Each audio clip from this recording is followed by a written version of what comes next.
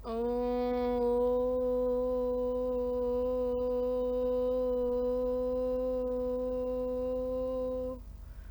ओ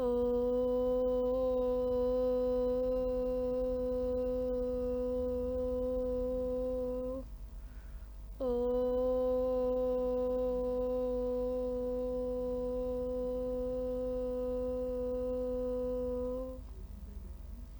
नमस्ते। म फेरि पनि पुनः उपस्थित भइ नै सकेकी छु श्रीमद् भागवत यथारूपको बारेमा हजुरहरूलाई अरू कुरा बारेमा जानकारी गराउनको लागि। योभन्दा अगाडिको एपिसोडमा पनि मैले हजुरहरूलाई अध्याय 6 ध्यान योगको बारेमा हजुरहरूलाई धेरै कुराहरू बताएको थिएँ भने त्यहाँ रहेका अरू कुराहरूको बारेमा फेरि पनि आज बताउन गइरहेकी छु। अध्याय 6 ध्यान योग। जुन योगीले परमात्माको ध्यान गर्ने अभ्यास गर्दछ आफ्नो अन्तःकरणमा आफ्नो शङ्ख चक्र गदा पद धारणा गर्नुभएका चतुर्भुज विष्णु स्वरूप कृष्णकै दर्शन गर्दछ। योगीले विष्णु कृष्णभन्दा भिन्न तत्त्व हुनुहुन्न भन्ने बुझ्नुपर्दछ। जनजनका हृदयमा परमात्मा स्वरूपले निवास गर्नुहुन्छ पनि कृष्ण भगवान नै श्रीकृष्ण नै हुनुहुन्छ। जनजनका हृदयमा परमात्मा स्वरूपले निवास गर्नुहुन्छ भने त्यो श्रीकृष्ण नै हुनुहुन्छ। यति मात्र होइन, असङ्ख्य जीवहरूका हृदयमा रहने असङ्ख्य परमात्माका बीचमा पनि कुनै अन्तर छैन। यसै गरी कृष्णकै दिव्य प्रेम भक्तिमा निरन्तर व्यस्त रहने मानिस र परमात्माको ध्यानमा लागिरहने एउटा पूर्ण योगीका बीचमा पनि कुनै अन्तर छैन।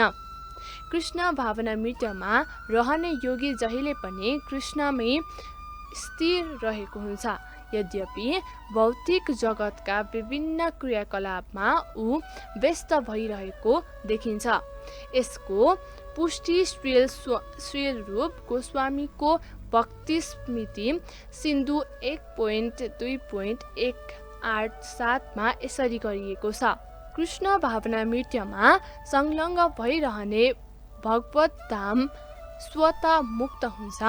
नारद पञ्चरात्रमा यसको पुष्टि यसरी गरिएको छ। देश र कालभन्दा पनि पर सर्वव्यापी कृष्णको दिव्य रूपमा मनलाई एकाग्र पारिसकेपछि मानिसले मन कृष्ण चिन्तनमा लीन हुनु पुग्दछ अनि उहाँकै दिव्य सान्निध्यको आनन्दमय अवस्था उसले प्राप्त गर्दछ।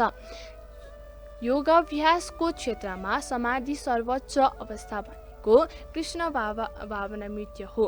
केवल प्रत्येकका हृदयमा श्रीकृष्ण नै परमात्माका रूपमा विराजमान हुनुहुन्छ भन्ने ज्ञान हुने योगी मात्र निर्दोष हुन्छ। भगवानको यस्तो अचिन्त्य शक्तिको पुष्टि गर्दै वेदले पनि भनिएको छ। यो विवादी अर्थात् भगवान एउटै हुनुहुन्छ तर पनि उहाँ अनेक भए जस्तै गरी असङ्ख्य हृदयमा निवास गर्नुहुन्छ। यसै गरी स्मृति शास्त्रमा पनि भनिएको छ, विष्णु एउटै हुनुहुन्छ तर उहाँ सर्वव्यापी हुनुहुन्छ। एक रूपमा भए पनि आफ्नो अचिन्त्य शक्तिद्वारा उहाँ त्यसरी नै सर्वत्र उपस्थित रहिरहनुहुन्छ जसरी एउटा सूर्य एकैपटक सर्वत्र प्रकाशित हुन सक्दछ। हे अर्जुन, जसले आफ्नो आत्मसँग तुलना गर्दै समस्त प्राणी तथा तिनीहरूका सुख र दुःखलाई व्यवस्थित समता भावले देख्न सक्दछ त्यो मात्र पूर्ण योगी हो। अर्थात् कृष्ण भावना भाविक व्यक्ति नै पूर्ण योगी हो। ऊ आफ्नो व्यक्तिगत अनुभवद्वारा प्रत्येक प्राणीको सुख र दुःख प्रति सजग हुन्छ। ईश्वरसँग रहेको आफ्नो सम्बन्धलाई बिर्सनु नै जीवको दुःखको कारण हो र कृष्णलाई नै समस्त मानवीय क्रियाकलापका परम भोक्ता ठान्नु, उहाँलाई नै सबै देश र लोकका स्वामी पनि मान्नु र उहाँ नै समस्त जीवका परम मोहित हुनुहुन्छ र परम हितैषी मित्र हुनुहुन्छ भन्ने सम्झनु सुखको कारण हो। कृष्णसँगको आफ्नो सम्बन्ध बिर्सनाले भौतिक प्रकृतिका गुणहरूद्वारा प्रभावित बद्ध जीव 3 प्रकारका सांसारिक तापहरूको दुखित भइन्छ भन्ने कुरा पूर्ण योगीलाई ज्ञान हुन्छ। अत उसले कृष्ण सम्बन्धी ज्ञानलाई चारैतिर फैलिएर कृष्ण भावना भावित व्यक्ति नै सुखी हुन सक्दछ भन्ने अनुभव गराउँदछ। यसरी कृष्ण भावना भावित हुनको महत्त्वलाई सर्वत्र फैलाउन प्रयत्न गर्ने पूर्ण योगी नै संसारको सबैभन्दा ठुलो परोपकारी र ईश्वरको परम प्रिय सेवक हुन्छ। अर्को शब्दमा भन्नुपर्दा भगवत धामले सधैँ सबै जीवको कल्याण चाहेको हुँदा र ऊ सबै प्राणीहरूको वास्तविक मित्र पनि हुन्छ। यस्तो योगी नै सर्वश्रेष्ठ योगी हो, किनभने उसले आफ्नो निजी सुखका निमित्त मात्रै योगी सिद्धि चाहँदैन, बरु अरू सबैको कल्याणका लागि योगमा पूर्णता पाउन चाहन्छ। आफ्ना अरू मित्र जीवहरूसँग दरबस्व गर्ने काम उसले गर्दैन। यो नै भगवानको भक्त र आफ्नो निजी उन्नतिको मात्र चाहना राख्ने योगीका बीचमा हुने अन्तर हो। राम्रोसँग ध्यान गर्नका लागि आफूलाई एकान्त सेवी बनाउने योगी भन्दा प्रत्येक व्यक्तिलाई कृष्ण भावना मित्रमा प्रेरित गर्ने भक्त नै पारङ्गत मानिन्छ। अर्जुनले भने, हे मधुसूदन, तपाईले संक्षेपमा वर्णन गर्नुभएको यो योग पद्धति चञ्चल तथा अस्थिर मन भएका कारणले मेरा लागि अव्यावहारिक तथा असहनीय लागेको छ।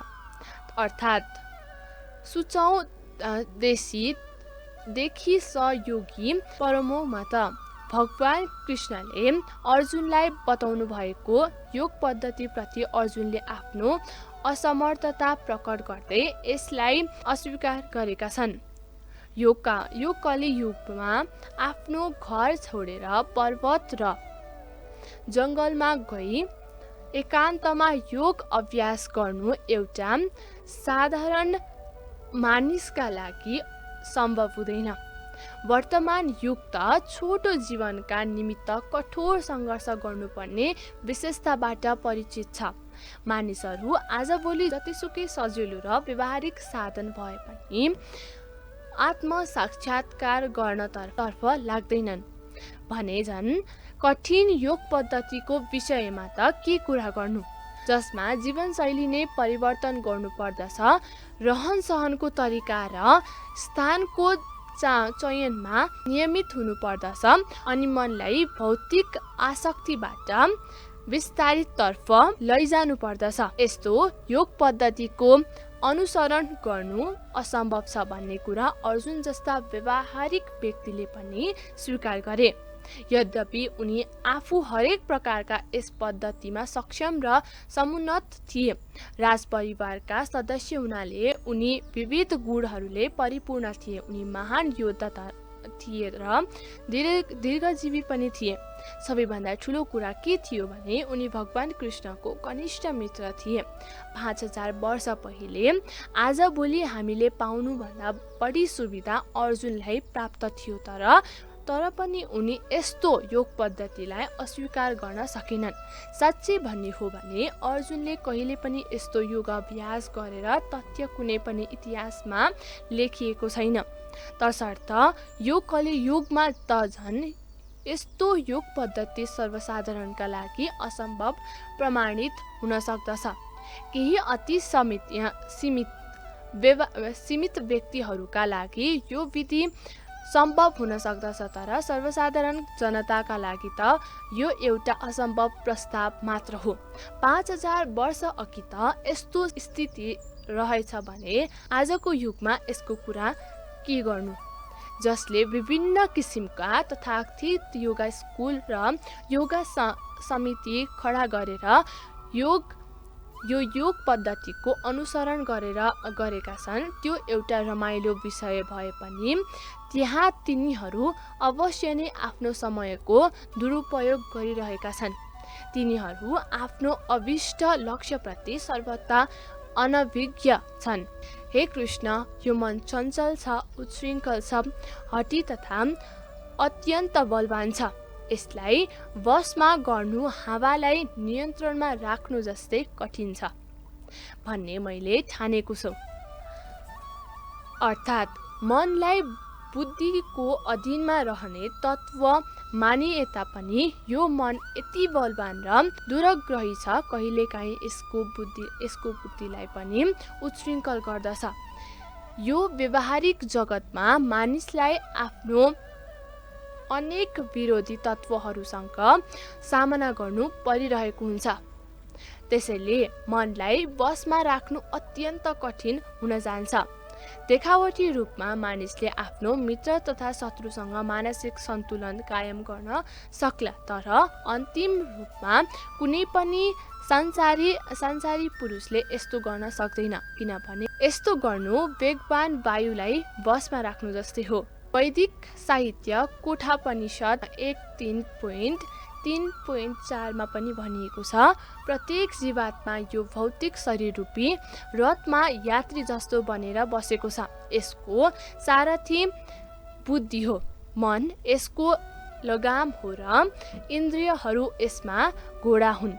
मन र इन्द्रियहरूको सङ्गतिमा रहेर आत्माले सुख वा दुःखको भोग गर्दछ। ठुला चिन्तनहरूको विचार यस्तै छ। हुन त बुद्धिको काम मनलाई निर्देशन दिनु हो तापनि अत्यन्त चर्को संक्रामक रोगले असल औषधिको प्रभावलाई उल्लङ्घन गरे जस्तै अत्यन्त दुराग्रही र बलवान मनले पनि बुद्धिलाई उल्लङ्घन गर्दछ। यस्तो प्रबल मनलाई योग अभ्यासद्वारा वशमा ल्याउन सकिन्छ, तर अर्जुन जस्तो सांसारिक व्यक्तिलाई यस्तो अभ्यास गर्ने कार्य कहिल्यै पनि व्यवहारिक हुन सक्दैनन् भने आधुनिक युगका मानिसहरू त झन् यो कसरी व्यवहारिक होला।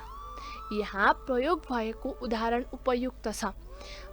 बगेर लगेको हावालाई कसैले पनि सम्हाल्न सक्दैन, त्यसमा पनि त्यो चञ्चल मनलाई रोक्न खोज्छ झनै कठिन कार्य हो। अत मनलाई वशमा राख्ने सरलतम उपाय भनेको पूर्ण दैन्य भावले हरे राम कृष्णको कीर्तन गर्नु हो भनेर भगवान चैतन्य महाप्रभुले उपदेश दिनुभएको छ। यही नै यसको विधान हो, अर्थात् मानिसले आफ्नो मनलाई पूर्णतया कृष्णमै लगाइरहनु पर्दछ, अनि मात्रै यो मनलाई विचलित पार्ने अरू क्रियाकलापहरू समाप्त हुनेछन्।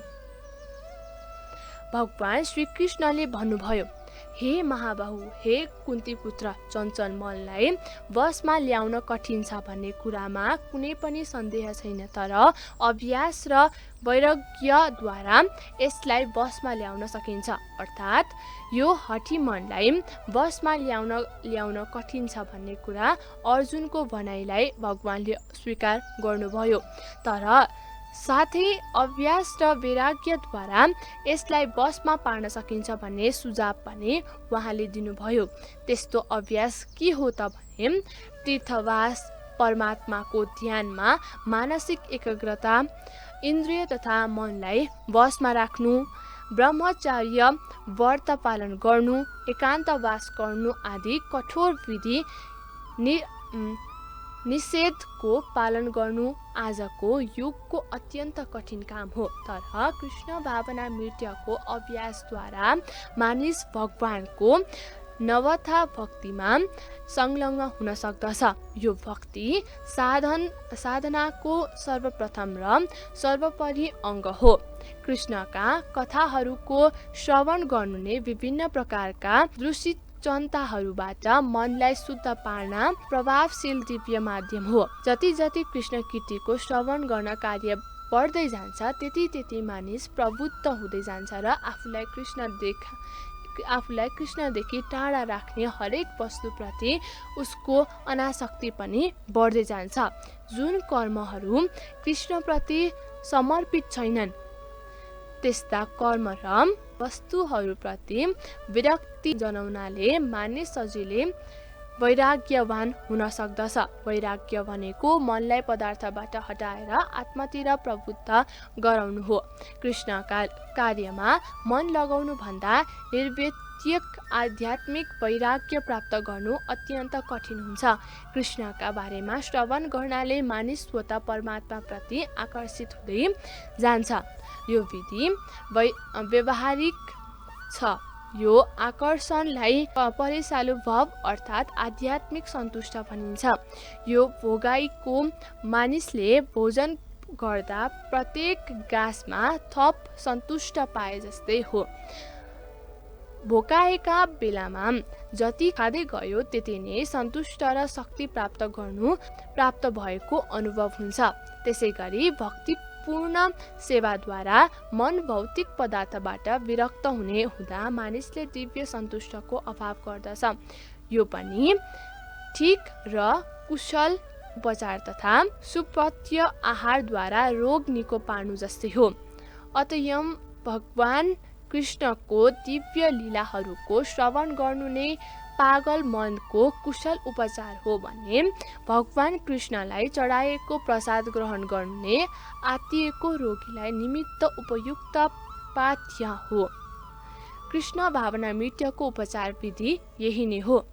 जसको मन अनियन्त्रित छ उसका लागि आत्म साक्षात्कार भनेको कठिन कार्य हुन जान्छ। तर जसको मन संयमित छ र जो प्रतीक्षील पनि छ उसको सफलता निश्चित छ। यो मेरो अभिमत हो।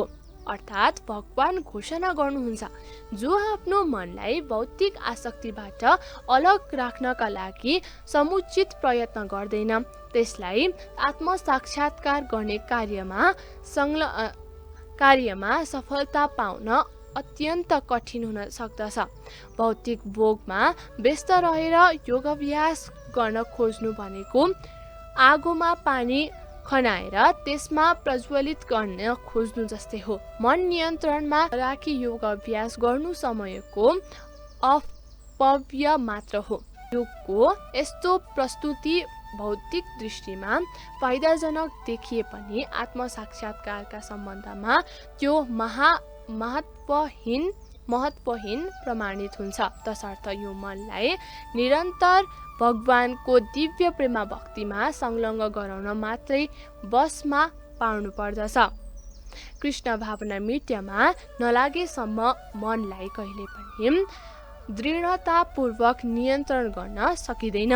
कृष्ण भावना भावित व्यक्तिले अरू छिट्टै केही कार्य नगरी सजिलैसँग योगाभ्यासको फल प्राप्त गर्न सक्दछ। तर योगाभ्यास गर्ने व्यक्तिले अन्त्यमा कृष्ण भावना भावित नभई सफलता प्राप्त गर्न सक्दैन।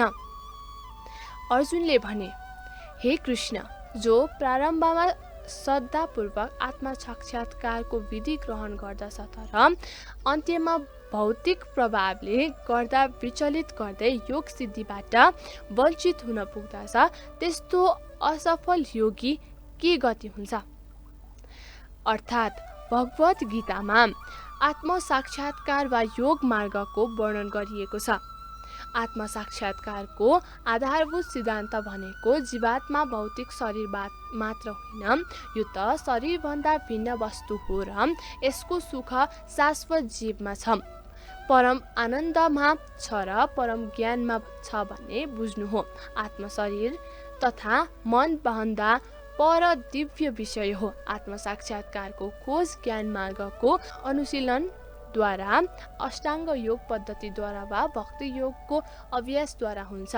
प्रत्येक प्रक्रियाहरूमा जीवले आफ्नो स्वाभाविक स्थिति, भगवानको आफ्नो सम्बन्ध र त्यो तोडिएको सम्बन्धलाई पुनः स्थापित गर्न सकिने क्रियाकलापको अनुभूति गर्नुपर्दछ। अनि मात्रै कृष्ण भावनाको परिपूर्ण अवस्थालाई प्राप्त गर्न सकिन्छ।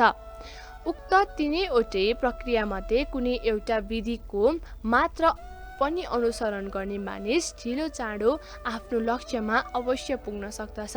गीताको दोस्रो अध्यायमा भगवानको जोड दिँदै गर्नुभयो, यो दिव्य मार्गमा थोरै प्रयत्न गरेर मोक्ष महान आशा गर्न सकिन्छ। यी तीनैवटा मध्ये भक्ति योग नै यस युगका लागि विशेष रूपले उपयुक्त हुन्छ, किनभने प्रत्यक्ष ईश्वरानुभूतिको श्रेष्ठतम उपाय नै यही हो।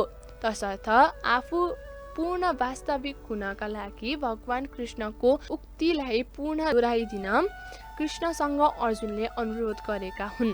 जतिसुकै निष्ठापूर्वक आत्मसाक्षात्कारमा लागे पनि यो युगमा ज्ञानको अनुशीलन गर्ने विधि र अष्टाङ्ग योग अभ्यासको विधि सामान्यतया अत्यन्त कठिन विषय हुन्। यसमा निरन्तर प्रयासरत हुँदै हुँदा पनि अनेक कारणले गर्दा मानिस असफल हुन्छ। पहिलो कारण हो आजको मानिसको कुनै पनि नियममा गम्भीरतापूर्वक अनुसरण नगर्नु। दिव्य मार्गको अनुसरण गर्नु भनेको नै धेरै थोरै मायाको विरुद्ध चुनौती गर्नु बराबर नै हो। फलस्वरूप मायाले पनि जब मानिसलाई आफ्नो बन्धनबाट मुक्त हुन लागेको देख्दछिन्, उनले प्रत्येक प्रयासले अभ्यासकर्तालाई विभिन्न प्रलोभन दिएर पराजित गर्न खोज्दछिन्। बद्धजीव यसै त प्रकृतिका गुणहरूबाट प्रभावित भएको हुन्छ भने झन् दिव्य अनुशासनको पालन गर्ने कार्यमा संलग्न रहेको बेलामा त मायाबाट मोहित हुने सम्भावना बारम्बार आइरहन्छ। यसलाई योगाचलित मानस अर्थात् दिव्य मार्गबाट विचलित हुनु भनिन्छ। अर्जुन पनि यही आत्मा साक्षात्कार मार्गबाट विचलित हुनुहरूको गति कस्तो होला भन्ने जान्न चाहन्छन्। हे महाबाहु कृष्ण, ब्रह्म प्राप्तिको मार्गबाट च्युत भएको व्यक्ति आध्यात्मिक तथा भौतिक दुवै सफलताबाट वञ्चित पो हुनु हो कि ऊ कतै छिन्न भिन्न भएको बादल जस्तै नाश हुने त होइन कि उसलाई कुनै पनि लोकमा ठाउँ मिल्न सक्ला। अर्थात् प्रकृतिका दुईवटा मार्गहरू छन्। भौतिकवादीहरूबाट अध्यात्ममा रुचि राख्दैनन्, तसर्थ तिनीहरू आर्थिक विकासद्वारा भौतिक समुन्नति चाहन्छन् वा समुचित पूर्ण कर्मद्वारा उच्चतम लोकमा पुग्न चाहन्छन्। यदि कसैले पनि अध्यात्मको बाटो रोज्यो भने उसले सबै प्रकारको भौतिक क्रियाकलापहरू र तथाकथित भौतिक सुख सुविधाहरू परित्याग गर्नुपर्दछ। यदि कुनै महत्वाकांक्षी ब्रह्मवादी वा आध्यात्मवादी असफल भएमा ऊ प्रत्यक्ष रूपले दुवै लाभबाट वञ्चित हुन पुग्दछ। अर्को शब्दमा भन्ने हो भने उसलाई न भौतिक गर्न सक्दछ न त आध्यात्मिक सफलता नै प्राप्त गर्दछ। उसको कुनै पनि स्थान सुख उपभोग रहँदैन, ऊ टुक्रिएको बादल जस्तै हुन्छ। कहिलेकाहीँ एउटा सानो बादलबाट उक्रिएको बादल जस्तो हुन्छ। आज मैले हजुरहरूलाई ध्यान योगको बारेमा यहाँ यस किताबमा रहेका अरू कुराहरूको बारेमा मैले हजुरहरूलाई बताएँ। फेरि पनि अर्को एपिसोडमा म हजुरहरूलाई ध्यान योगको बारेमा यहाँ रहेका सम्पूर्ण कुराहरूको बारेमा हजुरहरूलाई बताउने छु। त्यतिन्जेलसम्म म प्रेक्षा बराजुले हजुरहरूमा बिदा हुन चाहन्छु है त। हस् त, नमस्ते। त्यतिन्जेलसम्म लाइफ ओके टेलिभिजन हेर्न नभुल्नुहोला र सबैजनालाई राधे राधे।